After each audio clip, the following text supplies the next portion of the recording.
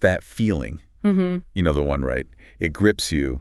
Your stomach just coils up tight. Maybe your shoulders are like way up by your ears. Mm-hmm. And there's this buzzing, restless energy under your skin. Mm. Makes it hard to sit still. Yeah, that state of suspension. It's unmistakable. Exactly. When you're waiting, Mm-hmm. you know, waiting for a text back from someone important, or maybe waiting for medical results that could just change everything. Instantly, yeah. Or a job offer after you poured everything into the interview. Or even just the outcome of a really difficult conversation you just had. You're just hanging there. In all those moments, and I mean, there are so many others like them, you're basically in limbo, waiting. And the outcome feels completely, utterly out of your hands. It's such a common feeling, isn't it? Yeah. And deeply uncomfortable. Profoundly human, I think. And universally uncomfortable, like you said. This deep unease. It seems to pop up exactly when we want peace and certainty the most. Right. But that's when we feel like we have the least control over what's next. Precisely. And our sort of default instinct kicks in, doesn't it? We tend to worry obsessively, or we try frantically to figure out ways to control the future, which, well, we usually can't. Or we just want to escape. Mm-hmm. Just get away from the discomfort of not knowing, of being stuck in that uncertainty. Absolutely. That escape hatch looks pretty appealing sometimes. Yeah. That sense of calm we crave, that feeling grounded, it just seems to evaporate in those moments, doesn't it? It really does. So, okay, our mission with this deep dive is to really lean into this feeling the stress of waiting. We want to understand, why it feels so intense, so overwhelming sometimes, and then explore what insights we can pull from different places. We've got material looking at psychological approaches like acceptance and commitment therapy, ACT. Right, ACP comes up a lot. And research on stress and how we perceive control, and even some really personal reflections on finding peace when you just can't dictate the outcome. Yeah. It's a really rich mix of sources we have to work with here. It really is. And I think as we start digging in, a key insight that starts to, surface, and one we'll probably keep coming back to, Okay. is that finding peace when you're waiting isn't really about making the uncertainty magically disappear. It's not about suddenly getting the answer or forcing things. Right, because often you just can't. Exactly. It's much more about fundamentally transforming your relationship with that uncertainty itself. It's about finding, maybe in surprising ways, where your true control actually lies. And spoiler alert, it's often not where we think it is. Okay, interesting. Let's really unpack this feeling then, this waiting stress. Huh. Because it's so visceral, so physical sometimes. Why is it so uncomfortable for us? What's the root of that? Well, at a really basic level, our brains seem hardwired to crave stability. We like predictability. We like certainty. We want to know what's happening, what's coming next. Exactly. We want to know how to respond. So being in that in-between state, that kind of transition phase, the forces call it a liminal space. It's just inherently unsettling for a system. Oh. Right, you're on the threshold, not quite here, not quite there yet, liminal space. That term, it pops up again and again in the material. It's defined as like occupying a position at or on both sides of a boundary or threshold. A transition. Yeah, a transitional stage of a process. Yeah. You're literally on the edge of something new, but you haven't fully stepped into it.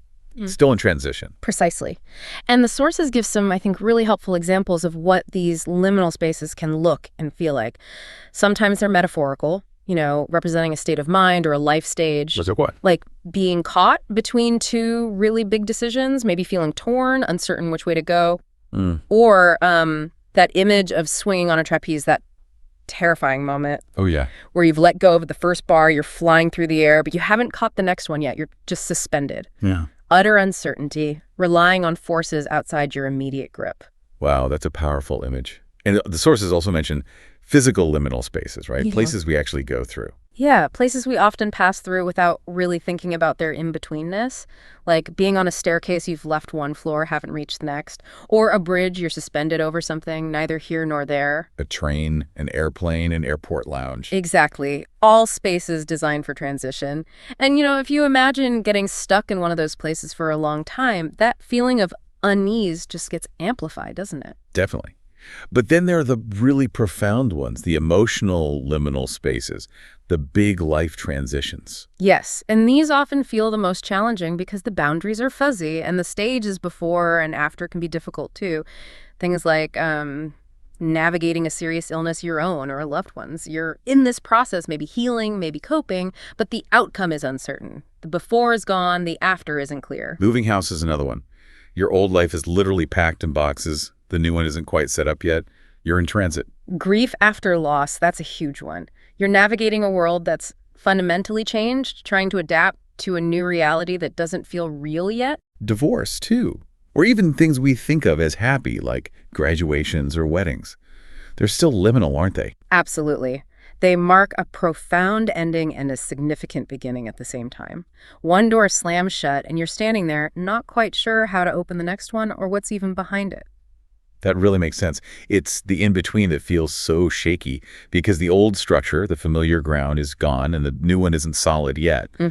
But the sources also bring up something really powerful, maybe even a bit uncomfortable, which is that a huge part of the suffering we feel when we're waiting, it's not just the external situation, it's generated internally. Right. By our own minds. And specifically, how our minds work with language. This is a really central point, especially from the ACT perspective in the material. And it's quite radical, actually. It suggests that the normal, everyday psychological processes of a totally normal, healthy human mind, they can readily become destructive. They can become sources of suffering. And the facilitator, maybe even the culprit sometimes, is human language itself. Our amazing ability to use words, images, sounds, gestures, expressions to represent the world and, crucially, our inner experiences. Language as a root of suffering. That feels so counterintuitive. Isn't language how we connect, how we learn, how we build things? And it absolutely is. One source explicitly calls it a double-edged sword. On the bright side, it's incredible. It lets us build complex maps of reality, plan for the future, learn from the past without having to, get eaten by the lion ourselves. Right, learn from others' experiences. Share incredibly complex knowledge, imagine and create things that never existed before. It's the bedrock of so much human achievement and connection, no doubt about it. Okay, but the dark side. The dark side is that this same representational power lets us use language to lie, manipulate, spread hatred, conjure fear where there's no immediate physical danger. And, most relevant for us today, internally, inside our own heads, we use this amazing tool to do some really unhelpful, sometimes downright destructive things to ourselves, especially when we're waiting and feeling uncertain. How so? Well, think about it. We can relive painful past events with such vividness, right? We feel the emotions almost as strongly as if they were happening now. Oh, definitely. Replaying arguments or mistakes. Exactly. Or we can scare ourselves silly by imagining all sorts of terrifying, often highly improbable future scenarios, getting lost in these fearful predictions. The what-if spiral. Totally. We constantly make unfavorable comparisons with others based on abstract ideas. Their life looks better, they're more successful, or we turn that judgment inward. We use language for harsh self-criticism. I'm not good enough. I'm too stupid. I'm unlovable. So because we have language, our mind can basically just whip up pain and suffering anytime, anywhere, regardless of what's actually happening around us. That's the power and the danger. The sources give this really poignant example. Susan, on her wedding day, objectively a moment of pure joy, love, celebration, she is happy. Right. But then a thought pops up, a thought made of language. I wish my father were here. And suddenly the complex memory of her father, maybe his absence, maybe even, as the source mentions, the pain around remembering his suicide, it just floods her system. Wow. So instantly, right in the middle of joy, there's suffering. Yeah. Generated purely by a thought. Entirely by thought and language. And this capacity is always there, always switched on. It's especially active when we're waiting for an uncertain outcome because our minds naturally try to solve the uncertainty by running through all the possibilities, and we often tend to focus on the negative ones, don't we? We do. It feels like preparing, but it often just feels like worrying. This isn't just like abstract emotional pain, is it? This constant stream of negative thinking. It affects us physically. Oh, absolutely critical point. We all know about the fight, flight, or freeze response, right? Usually we think it's triggered by immediate physical danger, seeing a bear, a car swerving towards us. Yeah, survival instinct. But the profound thing the sources highlight is this. When we simply think about dangerous or negative stuff, when we get caught up in those fearful future predictions or replay painful memories, our brain and body react as if the threat is happening right now. Seriously. Just thinking about it triggers the same response. The alarm system goes off. Yeah. That anticipatory dread, the anxiety about what might happen. And not in your stomach. Exactly. That dread, tied to our thoughts and feelings about the uncertain future, it triggers the whole physiological cascade. Heart races, muscles tense, breathing changes, stress hormones flood in. Okay. Ow. And that, in turn, often leads to behavioral changes, usually aimed at stopping the unpleasant feeling. So, for example, canceling plans to go out, not because there's any actual danger, but just to avoid the feeling of anxiety that gets triggered by thinking about the social situation. So the thought creates the feeling triggers the physical reaction. Yeah.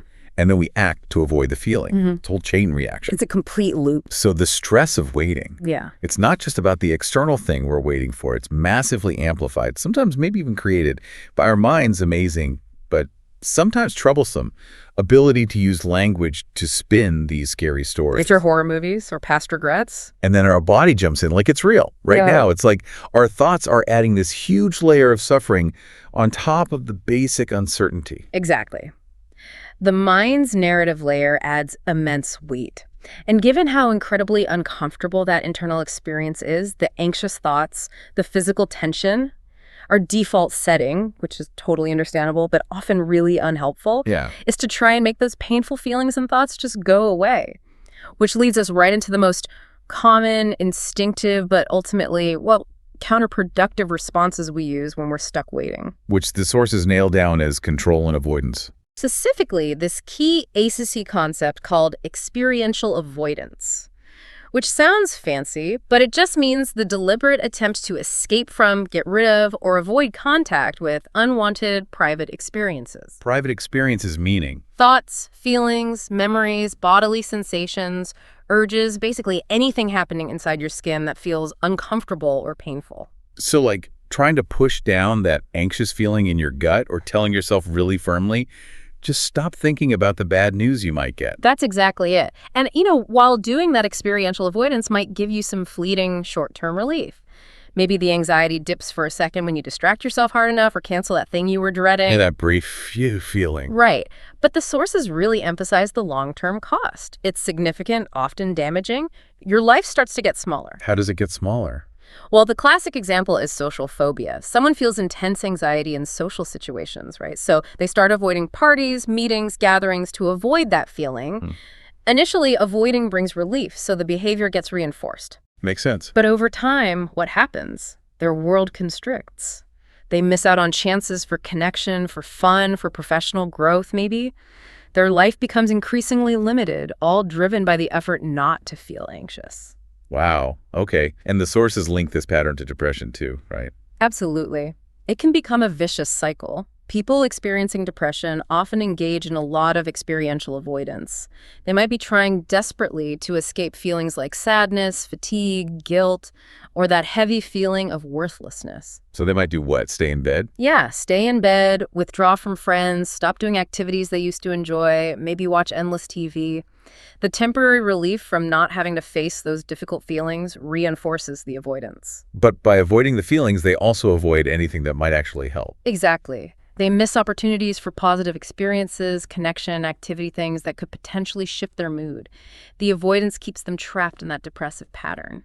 And this avoidance thing seems really connected to that other idea you mentioned, fusion, getting totally hooked by our thoughts.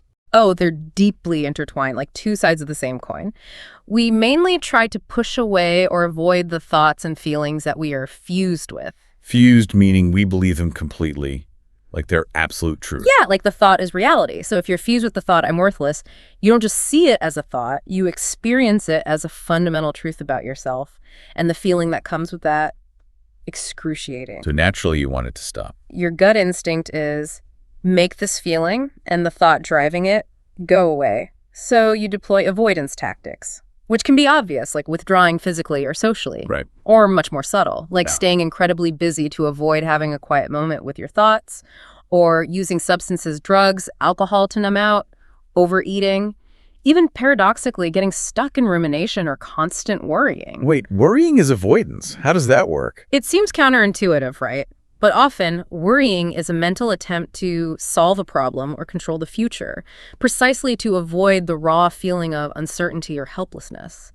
But it doesn't actually solve anything. It just keeps you tangled up with the painful thoughts and anxieties. Okay, so that's one side, trying desperately to control our internal world by avoiding the uncomfortable bits. And the other side, the sources say, is that we're trying just as hard to control the external world, especially the outcome we're waiting for. And that is pinpointed as the other massive source of stress and suffering, clinging so tightly to the illusion of control, this deeply ingrained, often totally unconscious belief that we can, or maybe even should, be able to control outcomes and events that are just fundamentally not in our power to command. The illusion of control. Yeah.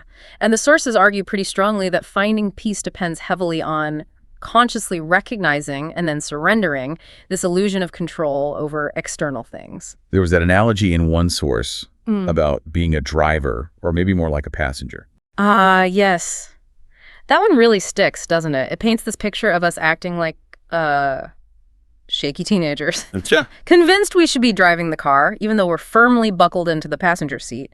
And maybe there's a much more competent driver actually at the wheel. And we're sitting there jamming on imaginary brakes. Oh, wait, knuckling the armrest, jaws clenched, shoulders hunched. As if our sheer tension and worry can somehow steer the car or control the traffic lights. Exactly. As if our internal state can magically influence the external reality. So applying that to life. Yeah. What kinds of things are we trying to control from that passenger seat? Oh, the sources list so many common ones. Things like trying to control your child's ultimate destiny or all their choices, trying to micromanage work results way beyond your actual contribution, trying to control the economy or your financial future in a volatile world. Dictating how your spouse should act or feel. Yes. Or even trying to engineer your child's spiritual beliefs or path. These are all things that matter deeply to us, of course, and we absolutely have influence within these areas. But not ultimate control. We cannot control the final outcomes. Yet, we pour massive amounts of mental and emotional energy into trying to do just that. That really connects for me with that joke the comedian Brad Stein mentioned in one source. Yeah. About the God is my co-pilot bumper sticker. Right. His point was, if God is just your co-pilot, you must think you're the really good driver, the one in charge, just needing a bit of divine navigation backup. Yes. But the source flips it, suggesting that maybe for many of these big life outcomes we worry about, we are the shaky teenagers, maybe even toddlers, who've forgotten which side of the road to drive on. Trying to grab the wheel. When maybe the journey is actually being navigated by something or someone far more capable, whether you call that God or the universe or just the complex, uncontrollable flow of life itself. And as long as we're fused with the idea that we must be in control, and as long as we cling to that illusion that we can dictate external outcomes, or even fully control our own stream of thoughts and feelings, peace is probably going to stay pretty elusive. Worrying itself is just part of that illusion, isn't it? Yeah. Like a desperate, usually futile attempt to control the future just by thinking really hard about it. It feels like doing something productive, maybe, but it rarely is. It just keeps us stuck in the stress. Okay. So the picture's getting clearer. The intense stress of waiting comes from, well, the uncertainty itself, but it's massively amplified by our mind's negative storytelling and our instinctive but ultimately unhelpful attempts to control the uncontrollable or avoid feeling bad. And those default strategies, control and avoidance, they might give temporary relief, but in the long run, they trap us, they shrink our lives, they keep the suffering going. So if trying to control everything and avoid discomfort doesn't work, what does help? How do we find some peace while we're waiting? How do we navigate that shaky liminal space without being totally consumed by dread? Right. And this brings us to the real heart of the insights in the sources. True, sustainable peace isn't found by somehow managing to control the outcome or eliminate the difficult thoughts and feelings that pop up during waiting. It's found by fundamentally transforming your relationship with them. This is such a powerful theme, and we see it running through different approaches, like ACT that we mentioned, and also ancient philosophies like Stoicism. Let's dig into the ACT perspective first, then. Yeah. Psychological flexibility, you mentioned that phrase. What does it actually mean when we're talking about waiting? Right, psychological flexibility. In ACT terms, as the sources explore it, it's basically your ability to be fully present, aware, and open to what's happening right now, both inside you and outside you. Okay, present and open. And then from that place of presence and openness, to take action that's guided by your deepest values, what really matters to you. Like a motto. Yeah, the simple way they put it is be present, open up, and do what matters. It's about being adaptable, like bamboo, bending rather than being rigid and brittle when challenges hit. And how does being more flexible like that actually help with the stress of waiting? Well, it fundamentally boosts your quality of life, especially when things are tough. By being more flexible, you can respond more effectively, more adaptively to the uncertainty and the challenges that waiting throws at you. It helps you stay connected to a sense of vitality, of meaning, even when there's pain or uncertainty involved. Even amidst the pain? Yes. There's this really profound line from the sources. There's as much living to be done in a moment of pain as in a moment of joy. Psychological flexibility helps you embrace that whole spectrum instead of just desperately chasing the joy moments and trying to run from the pain ones. Okay, so be present is the first part, contacting the present moment. Exactly. This means being psychologically here, now. Consciously engaging with your actual experience in this moment rather than being constantly lost in thoughts about the past or tangled up in fears about the future or just running on autopilot, Yeah, just going through the motions. It's about learning to flexibly shift your attention, sometimes focusing on the world outside you, what you actually see, hear, touch, sometimes noticing the world inside you, your thoughts, feelings, sensations, but doing it with curiosity, without immediately getting hooked or judging it. And the sources are clear. This is hard. Our minds drift constantly. It takes practice. Okay.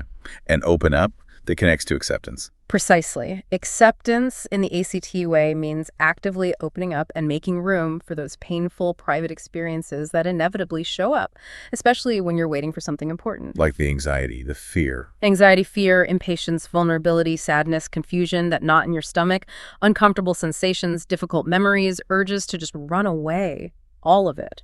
So making room for it, what does that mean? It means dropping the struggle with it, giving it some breathing space inside you, allowing it to just be there without fighting it, pushing it away, or trying to force it to disappear. And this is crucial. It does not mean you have to like it or want it or resign yourself to feeling that way forever. It's not approval. Not at all. It's just acknowledging it's present and stopping the exhausting battle against it. That's where those metaphors from the sources are so helpful, like the clipboard one. Oh, the clipboard metaphor is fantastic for visualizing this. Imagine that clipboard holds all the difficult stuff about the waiting, the fear, the what-ifs, the impatience, the physical anxiety. Okay. Now, if you hold that clipboard really tight right up against your face so it blocks your view of everything else, Can't see anything else. that's fusion. You're completely identified with those thoughts and feelings. They dominate everything.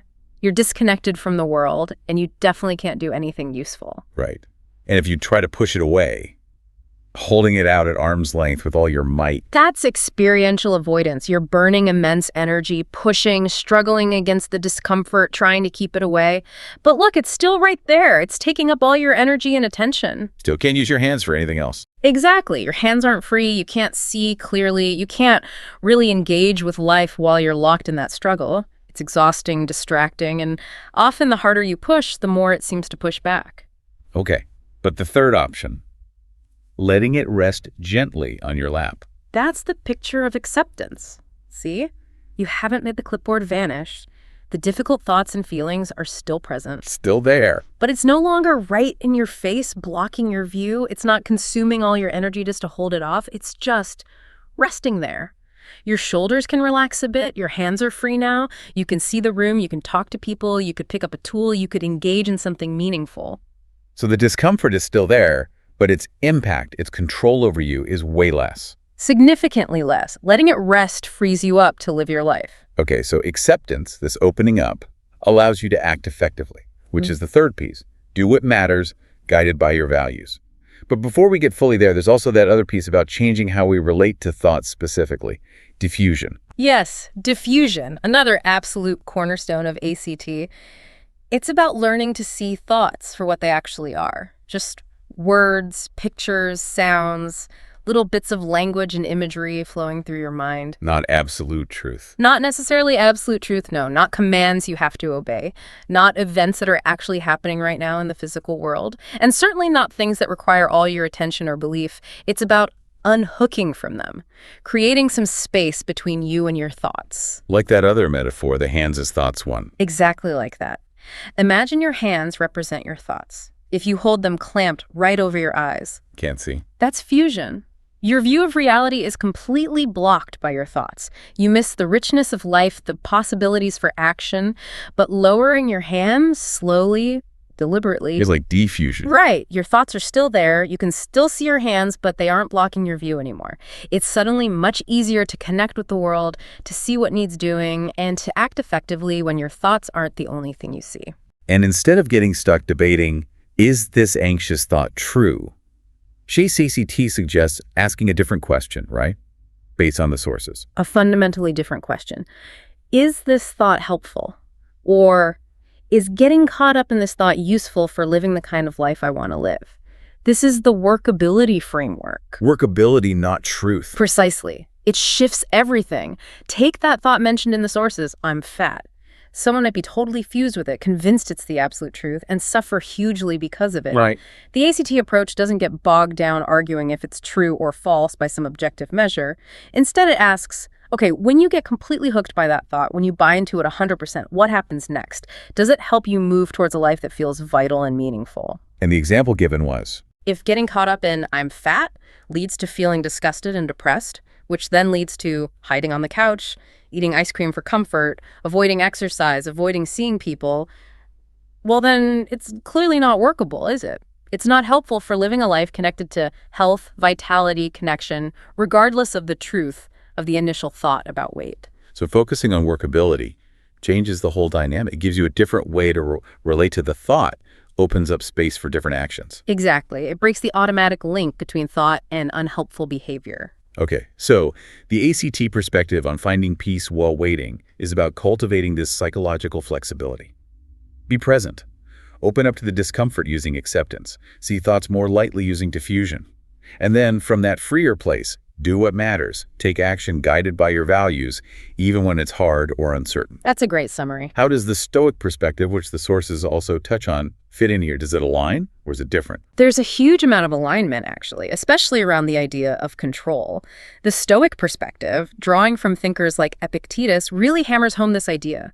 The absolute chief task in life, the main road to inner peace and freedom, is to diligently, constantly separate what is genuinely under your control from what is absolutely not under your control. Okay, make that distinction clearly. Yes. Clearly identify the external stuff, events, other people's actions, outcomes that you simply cannot command, and then resolutely focus all your energy, your attention, your effort on the only domain where you truly have power. Your jizz? Your own choices, your own judgments and interpretations, your own responses, your own actions, your inner world, and how you choose to act outwardly. The COVID-19 example from the sources really brings this home, applied to a big waiting crisis. It's a perfect illustration, isn't it?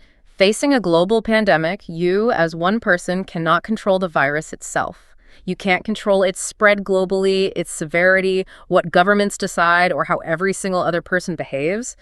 Those are externals, not in your control. Right. Feels overwhelming. But the Stoic approach immediately asks, okay, given that, what can you control? And the answer is quite a lot, actually, about your response. You control your choices about hygiene, washing your hands. You control whether you practice social distancing. You control if you stay home when advised. You control your attitude panic or calm resolve. You control how you treat others who might be struggling. And the peace, the sense of well-being, comes from focusing relentlessly on that sphere.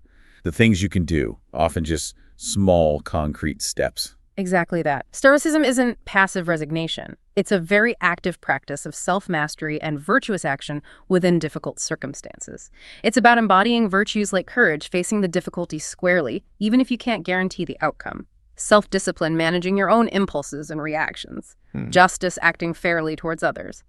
And wisdom, seeing reality clearly, especially making that crucial distinction about control. So when you're waiting, you can't control what will happen, the outcome. Yeah. But you can control how you wait. How you wait, your attitude during the wait, what preparations you make, how you behave towards yourself and others during that uncertain time. That's where your power truly resides. This link between what you can control, especially your response or how you perceive things, ties in really interestingly with some of the research on stress and persistence that the sources mentioned. It adds another practical layer. It really does. That research showed something fascinating. Acute stress, the kind we feel intensely when waiting for a big, uncertain outcome, well, it tends to impair our ability to persist when we hit setbacks. So when you're stressed and something goes wrong, you're more likely to just give up. Yes. If you see that setback as uncontrollable, for example, you're waiting for results on a huge project, you're super stressed, and then you hit a snag. If you think, oh, this is just bad luck, or this is because so-and-so is impossible to work with, something you feel you can't change, the stress, makes you much less likely to push through that snag. Okay. But the research found a twist, right? About perceived control over the setback itself. This was the key insight from that line of research. Perceiving even some degree of control over the setback, not the final outcome, but the immediate obstacle can significantly protect you against stress messing with your persistence. How does that work? So if you hit that same snag while waiting and stressed, but you frame it differently, maybe you see it as, okay, this happened because I made a mistake, but I can correct it, or there's a misunderstanding here, I can clarify it, or it's a technical glitch, I can figure out how to fix it. Something you have influence over, even if it's just learning from it. Exactly. If you perceive it as controllable in some way, you are much more likely to persist, to keep trying, even though you're still stressed about the overall outcome. Wow. So it's not just about letting go of control over the final result, but also about actively looking for controllable elements in the challenges that pop up while you're waiting. Yeah. How you frame those bumps in the road. Precisely. And it's important because stress can also lower our general belief in our own ability to persist through research. Using grit scales showed scores dropping under stress. But focusing on controllable aspects of setbacks helps maintain that vital stick-to-itiveness. It reinforces the idea that while the ultimate result might be out of your hands, how you navigate the journey, how you learn, adapt, and push through difficulties is something you have agency over. You control your response to the setback itself. Okay, this is building into a really coherent picture. The intense stress of waiting. It comes from uncertainty, sure, but it gets dialed way up by our mind's negative stories and our deep-seated, often unhelpful drives to control things or avoid feeling bad. Defaults that often backfire. Right. But the path to finding peace isn't about making the uncertainty go away. It's a fundamental shift, often counterintuitive. It's about embracing the discomfort with acceptance, getting some distance from the scary thoughts with diffusion, anchoring in the present, and then channeling your energy into what you can actually control. Your responses, your values-driven actions, how you perceive and learn from the challenges along the way. That sums it up really well. Peace comes not from stopping the storm, but learning how to handle the ship differently while you're in it. So the million-dollar question then is, how do we actually do this? How do we put these ideas into practice when we're right in the thick of that horrible, clenching, buzzing, waiting stress? Yeah, the practical application. The sources offer quite a few concrete strategies, all flowing from these principles we've been discussing. First off, a really crucial step seems to be cultivating awareness and maybe patience around your internal experience.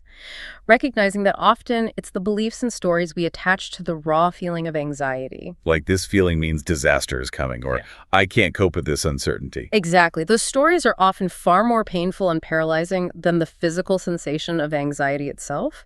The thought is just pouring gasoline on the fire of the sensation. Right, the fusion with the scary story. Yes.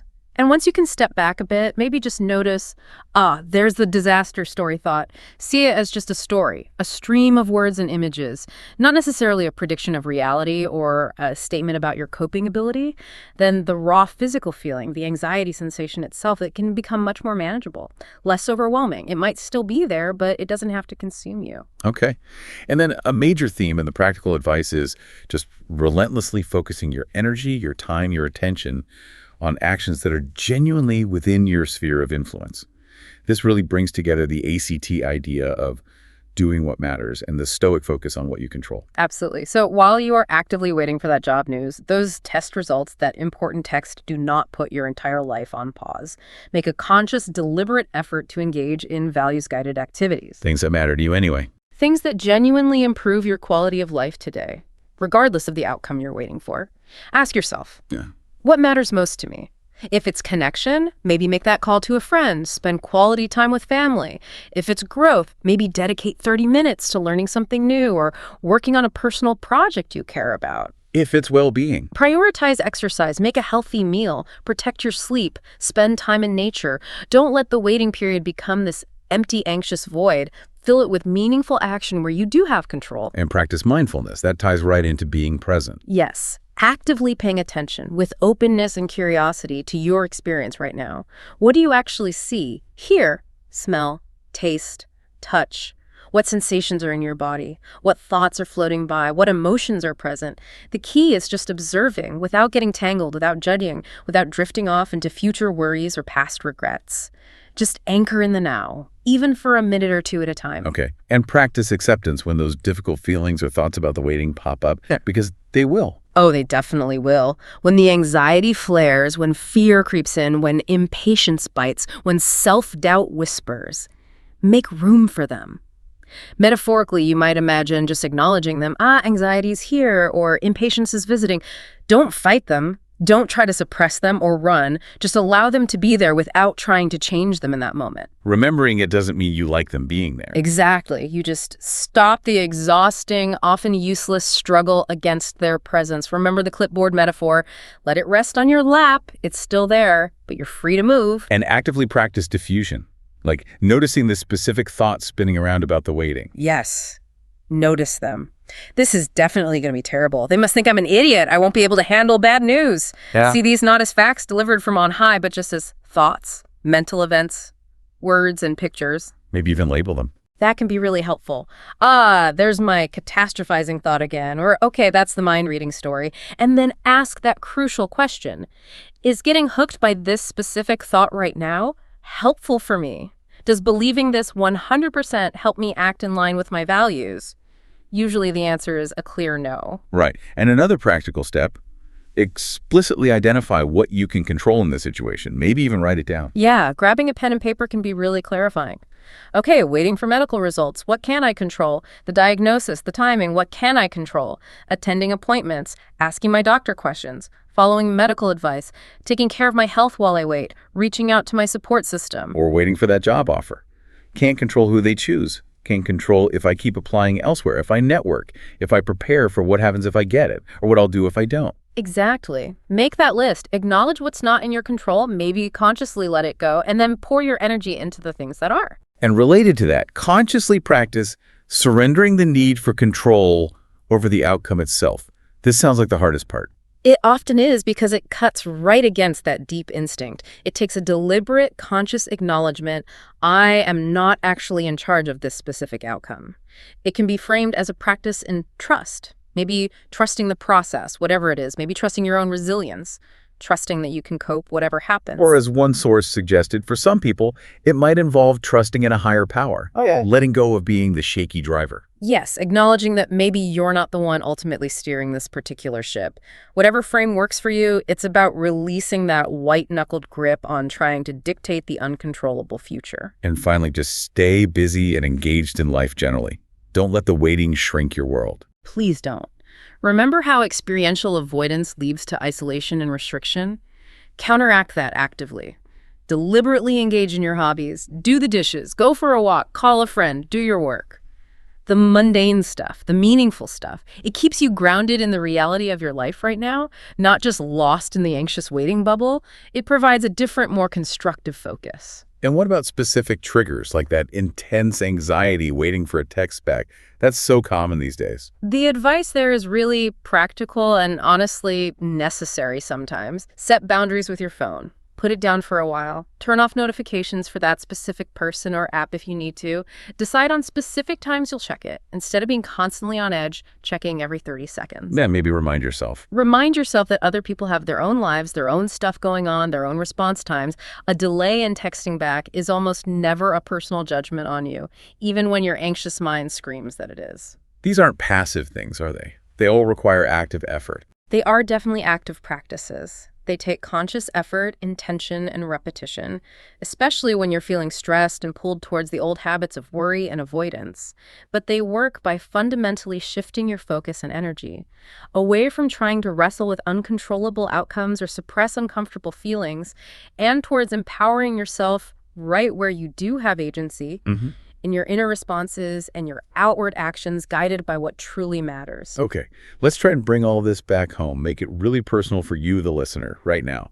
As we've been talking through this, maybe a specific situation where you're waiting for something uncertain in your own life has come to mind. Just take a moment, maybe gently bring that situation into your awareness, and without judging yourself, just notice. Can you see your mind getting caught up in stories, maybe replaying past events that led up to this wait? or spinning out those fearful predictions about what might happen next. Can you spot that process of fusion happening where the thoughts feel totally real? And as you think about this waiting, are you noticing yourself trying to push away the difficult feelings that come with it? The anxiety, maybe impatience, maybe fear. Are you distracting yourself a lot, maybe pulling back from people, or doing other things specifically to avoid or numb that discomfort? And if you are, just gently ask yourself, how is that actually working for you in the bigger picture? Is your world getting any smaller because of this avoidance? Is it costing you anything? Now, think about the situation again. Where might you be holding on most tightly to that illusion of control? What specific part of this outcome are you trying hardest to force or predict or manage, even though deep down you know you have very little or maybe no real power over it? Can you name that specific thing you're trying to control? And thinking about everything we've explored today, being present, acceptance, diffusion, focusing on what you can control, persistence through setbacks, connecting with your values, what's just one small step you could commit to taking this week? Just one tiny thing. Maybe one small step towards accepting the discomfort. Or one moment where you practice diffusing from a particularly sticky, unhelpful thought. Or maybe just setting aside 1 minute each day to consciously connect with your breath. Right here, right now. Just one small step. And finally, step back from the waiting for a second. Regardless of how this particular situation resolves, what values are truly important to you? Deep down, what kind of person do you want to be? How do you want to show up in your life, no matter the outcome? And thinking about those core values, what's one small action, maybe even a tiny action that you could take today? Right now, in the middle of this uncertainty, that would align with one of those values. Maybe it's reaching out to connect with someone you care about, spending 5 minutes on a hobby that brings you meaning, taking 3 deep breaths just to care for yourself.